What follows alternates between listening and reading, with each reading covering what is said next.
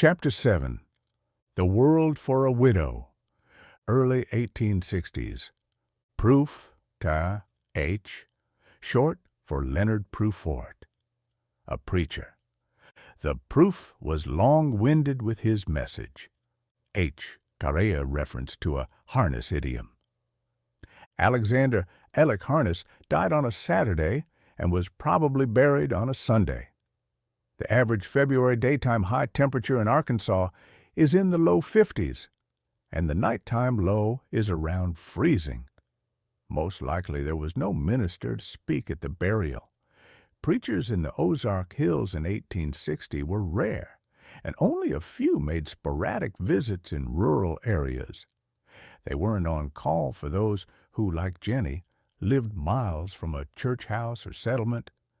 Jenny, being from a Scottish ancestry, may have considered herself to be Cumberland Presbyterian at that time, but later in her life she called herself a missionary Baptist. The Cumberland Presbyterians were among the earliest to send circuit preachers into the Arkansas Territory. Before the Civil War, the denomination had 71 church structures in Arkansas by 1860.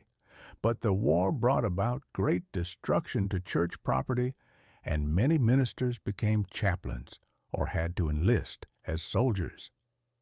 If anyone spoke at the burial of Alec, it would have been someone who knew him or someone who might have read from the Scriptures. Most family members stood and watched as men with shovels returned the earth into the freshly dug grave. Jenny, Mart, and Billy might have been carried by wagon to a relative's home, as the 1860 census shows Jenny Harness, Martin, and William living in the household of John Hinchy. Jenny and John were cousins, as their mothers were sisters. Also, living next door was Jenny's mother and stepfather, as well as her brother Nathaniel. John and Susan Cassell. Hinchy, along with their children, are buried in the Hinchy, also called Parks, Cemetery on Red River. This might indicate that when Jenny and the boys were living with the Hinchys, they were near Red River.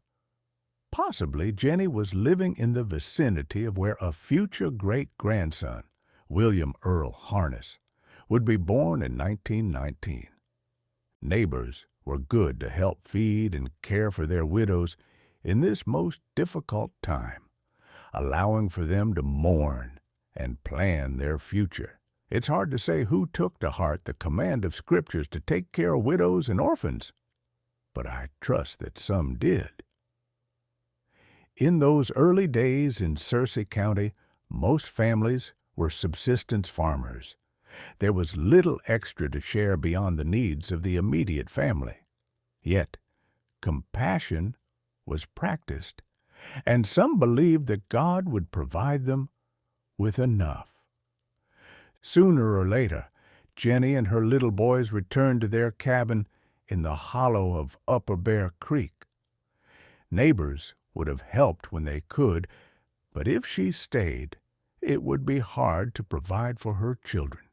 Given their ages, 3 and 1, the boys were not old enough to do chores and help Jenny farm the land.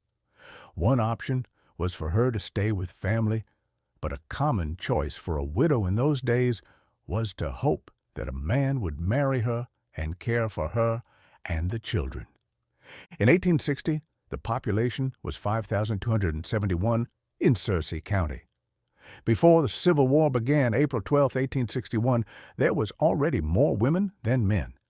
One estimate I read was about 13% difference between the two sexes. The war ended 4 years later, and nearly 620,000 men were killed. The death rate was especially great in the Confederacy. 1 in 5 white men of military age would perish. The prospect for Jenny to be taken by another husband in the next decade was against the odds. She had to consider her options: find support by marrying a man, return to her family for help, or stay and attempt to survive on a very marginal farm. The latter would be the bigger risk for her. What if she or one of the boys got sick? In time, friends or curious inquirers asked Jenny what she planned to do. I suppose her initial response would have been to shrug her shoulders and nod her head with uncertainty. Eventually, she returned to the homestead located in the Jenny Harness Hollow on Bear Creek. Farming the small fields around her cabin was her only source of subsistence. Growing corn for her animals and a garden for her family was the goal of Jenny and most other folks who lived in the hills. Only those with larger farms could produce a cash crop to be sold for income, and among small homesteads, they barely made enough to feed its caretakers. There was plenty to fear, and only the courageous would have stayed, which is what Jenny intended to do. She stayed in the place that her late husband had helped create for her and the boys. How Jenny fared being a woman farmer in 1860 is unknown, but we do know she survived, and so did her two boys. In some ways, the Dark Ages persisted with farming and cleanliness. Soil was depleted from practices of plowing, and mortality was rampant due to ignorance of sanitation and prevention. Far too many died young in those days from preventable or avoidable death. One year after losing Ellis, political storm clouds formed over the northern and southern states about slavery between federalism and confederacies. War between the states began in April of 1861. War was nothing new to the people of America, but it had been against other nations and for other reasons. This time it was a civil war, and that meant that the citizens of America would take up arms against each other over disputed practices and political ideas. Those in power had determined that bloodshed needed to solve their differences. How foolish and wrong they were. While Jenny might have felt confident that she had decided rightly for her family as Civil War broke out in 1861, in time, the war brought much poverty and uncertainty to most folks living in the South. Maybe it was safer staying in the rugged and remote hills of the Ozarks, where she could eke out a living. How well Jenny could swing an axe, shoot a rifle, handle a stubborn horse, or defend against wild animals would determine her survival and progress. The threat of being taken advantage of by unscrupulous individuals would only increase as the war dragged on. But her faith and her strong constitution carried her through. It is a great honor to have your name passed on so your legacy is continued and your memory not forgotten. From ancient times, men wanted sons to carry their name and their history forward. Alexander Harness, having died at 24 years of age, probably didn't think about handing his legacy over to his two boys so shortly. Most of us hope we will live to see old age and many descendants.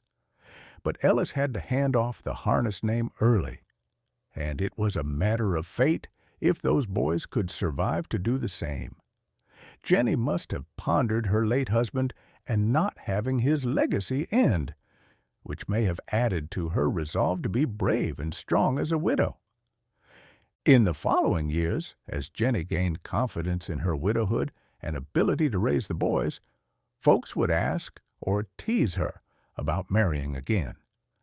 Jenny eventually coined her own response that has been kept by the Harness family down to this day. She responded to those who asked her if she would remarry with a simple expression: "It's a poor old hen who can't scratch for her and two chicks." Many of us grew up hearing this quote of hers and became endeared by it with age. Growing up on the farm and seeing a hen with her chicks made the saying poignant. Thinking about how many hens lose chicks, and Jenny having started with only two, what if she lost one or both of them? Jenny was a watchful old hen, keeping an eye on those boys in her wild and dangerous world. Like a good hen that warns her chicks, you know that Mother Jenny was clucking often for her chicks to be alerted. Jenny had no photographs of her beloved husband to remember him by, but a few personal belongings with the farm and cabin all held stories of his short existence with her.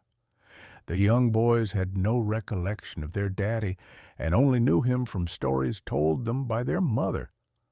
Most fathers in those days were called Pa, and those children would have had no real image in mind when Jenny referred to their Pa.